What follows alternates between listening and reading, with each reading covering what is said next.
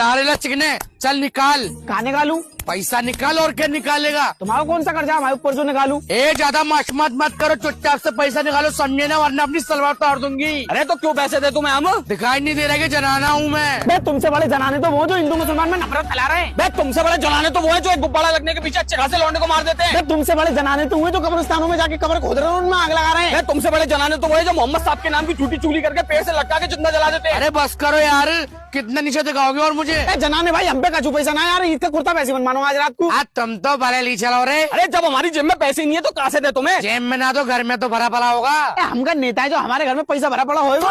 अरे होते तो तुमसे मना थोड़ी करते यार। नहीं है तुम्हारे पास पैसा? नहीं है। झूठ तो नहीं बोल रहे? बे आधी औरत हमका मीडिया वालों के खानदान से जो झूठ बोलेंगे। चलो कोई बात ना। अच्छा सुनो, यहाँ आओ, ये लो।